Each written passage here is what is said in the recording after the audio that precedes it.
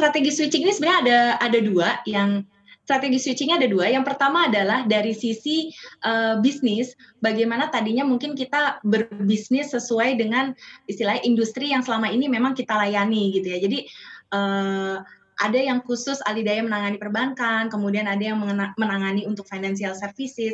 Namun di masa seperti ini, untuk industri-industri ini mungkin mengalami stagnansi dari growth gitu ya.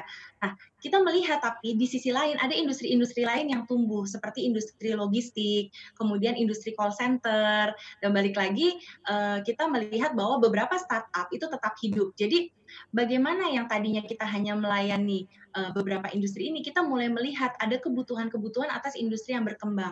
Nah, bagaimana dari tim internal perusahaan alidaya ini bisa melayani kebutuhan yang baru dan bisa memfasilitasi bagaimana bisnis-bisnis baru ini bisa growth dengan dukungan dari alidaya. Itu adalah switching yang pertama. Switching yang kedua adalah bagaimana mungkin yang tadinya kita perusahaan alidaya ini terkenal dengan mungkin industri yang tradisional, terus kemudian identik mungkin dengan istilahnya, oh ya ini adalah industri untuk perekrutan atau penyediaan sumber daya. Tetapi sejatinya untuk industri ini adalah bagaimana kita bisa menjadi partner untuk menjalankan atau membantu perusahaan lain memanage untuk non-core-nya gitu loh. Nah, di sini dibutuhkan satu sistem operasional yang based on teknologi, based on digital gitu. Nah, bagaimana switching yang tadinya tradisional alidaya itu menjadi seorang partner yang profesional dengan bantuan teknologi. Kami dari Asosiasi Alidaya gitu berusaha untuk bekerja sama, melakukan kolaborasi, bagaimana kita bisa membuat satu sistem ya, yang dimana perusahaan alidaya ini berubah gitu ya menjadi partner yang potensial dan partner yang profesional.